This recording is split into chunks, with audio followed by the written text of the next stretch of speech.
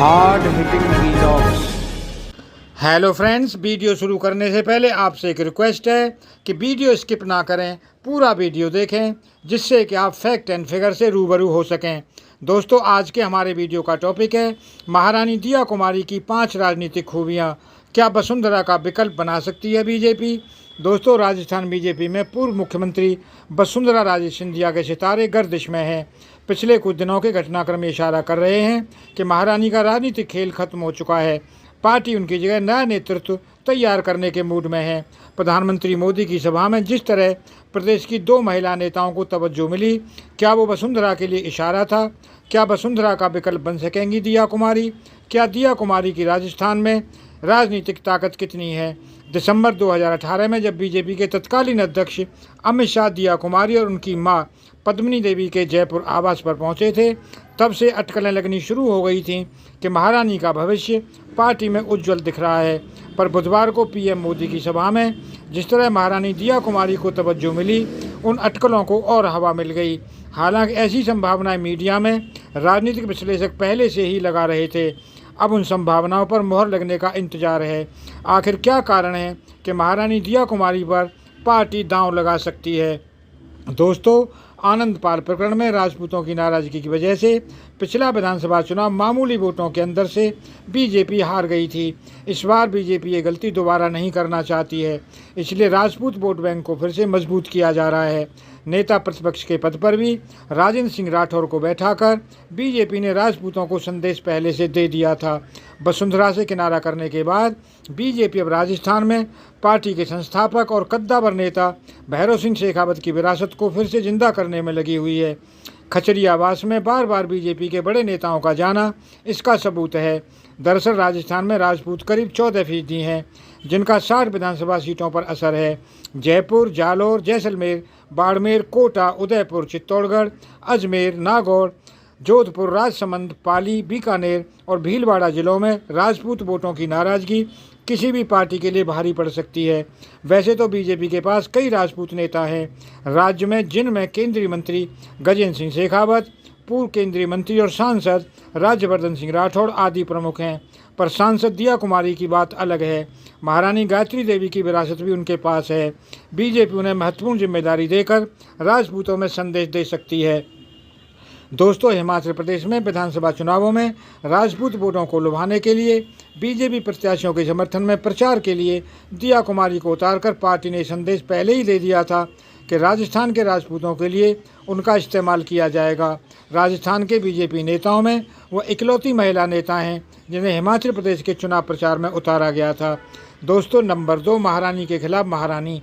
अगर बीजेपी महारानी दिया कुमारी को सीएम कैंडिडेट बनाती है तो ये एक महारानी की जगह दूसरी महारानी जैसा ही होगा। वसुंधरा राजे को महारानी के नाम से भी बुलाया जाता है। दिया कुमारी भी महारानी है। दोनों राजपूत हैं जो बीजेपी के परंपरागत रूप से वोटर हैं। इसीलिए बीजेपी आश्वस्त हो सकती है कि अगर वसुंधरा नाराज होती हैं तो पार्टी को कोई नुकसान नहीं होने वाला है। दोस्तों, इन दिनों की सियासत अदावत किसी से छिपी नहीं है। कभी दिया कुमारी को वसुंधरा राजे ने ही राजनीति में एंट्री कराई थी। तब दिया कुमारी जयपुर राजघराने की राजकुमारी हुआ करती थीं। 2013 के विधानसभा चुनाव में वसुंधरा ने डॉक्टर करोड़ीलाल मीणा को हराने के लिए सवाई माधोपुर विधानसभा सीट से राजकुमारी को लड़ाने का फैसला किया था। वसुंधरा का तीर निशाने पर लगा था और राजकुमारी दिया ने गरीबों की झोंपड़ी में चूल्हे फूंककर पॉलिटिकल माइलेज ले लिया।